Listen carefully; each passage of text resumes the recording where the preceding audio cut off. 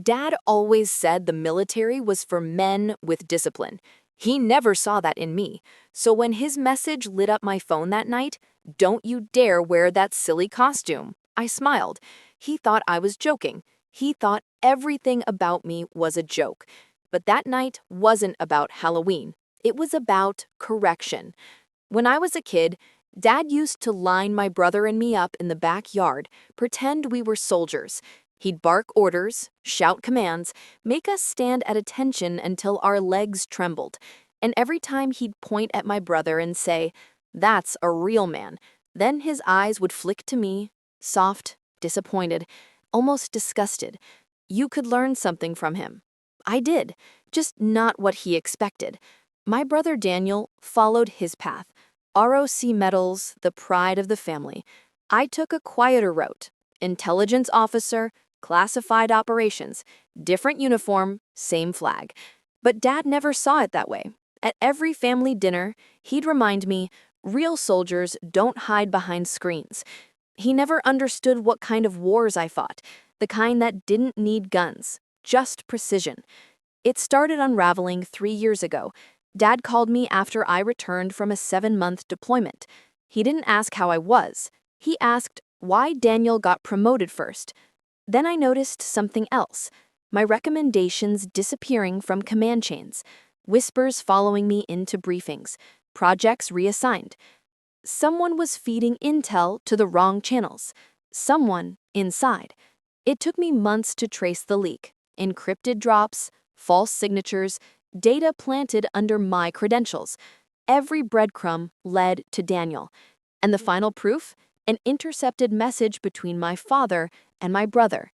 "He's not cut out for this. End his career before he embarrasses us." They didn't just doubt me, they tried to erase me. That night, I didn't rage, didn't confront, didn't cry. I planned for months. I moved quietly, unassuming, invisible. I built a file. Every falsified report, every unauthorized transfer, every bribe Daniel took for advisory favors. And the cherry on top? Dad's signed letter endorsing Daniel's illegal consultancy deal. He thought his name protected him. He forgot I wrote the encryption manuals. When the investigation was ready, I didn't submit it. Not yet. Timing mattered. Revenge only works when they can still see you win. So I waited until Halloween night. Dad was hosting his annual officers' gala, a tradition, a temple to his ego. Decorations in muted gold, veterans shaking hands, politicians smiling for cameras. Daniel was there too, in full dress uniform, medals gleaming under the chandeliers. That's when I texted, "Dad, running late, wearing a costume." He replied instantly, "Don't you dare wear that silly costume." My lips curved. It wasn't a costume. When I arrived, conversations froze. The hall fell silent. White uniform, shoulder boards heavy with 4 silver stars. The rank of admiral. Earned, not borrowed. Daniel turned, half drunk, half smirking. "Nice outfit, little brother. You finally playing soldier for real?" Before I could respond, the commander of the Pacific Fleet, my commanding officer, entered behind me. He spotted me instantly, straightened, raised his voice. "Admiral on deck." Every man in the room snapped to attention. Every face turned toward me, then toward my father, and his went white. Dad blinked, confused, trying to calculate what couldn't be possible. He opened his mouth, no words came. Daniel stammered, "You? Admiral? That's—" But the commander cut him off. "Promotion effective this morning. Admiral Lewis has been leading our covert operations division for 6 months, classified until now." Every syllable hit the marble floor like a bullet casing. I turned to Dad. He looked small, all his pride, all his authority melting into disbelief. Then, as if the universe had been waiting, 2 naval investigators entered through the side doors. They walked straight to Daniel. "Commander Lewis, you're under arrest for unauthorized transfers and falsified reports." Silence. Pure, holy silence. Dad's breath caught. "What is this?" I stepped closer. My report. Every transaction, every signature, yours included. His eyes met mine. Panic, regret, recognition, and then defeat. Daniel was escorted out.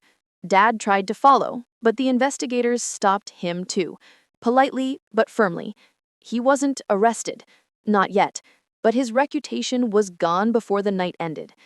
The room slowly returned to noise, low, nervous chatter. I could feel eyes on me, the same eyes that once looked past me. Now they stood straighter when I passed. I paused at the exit, turned once more. Dad stood alone, unmoving, medals pinned to a chest that suddenly looked too heavy to carry them. Outside, the night air was quiet, cold, clean. My driver saluted as I approached. "Congratulations, Admiral." I nodded. "Thank you. Let's go." As the car pulled away, I looked back at the grand house shrinking in the rearview mirror. For the first time, it didn't feel like home, just a place where I'd been forged. Dad taught me discipline. He just never imagined I'd use it against him. Some wars aren't fought on battlefields.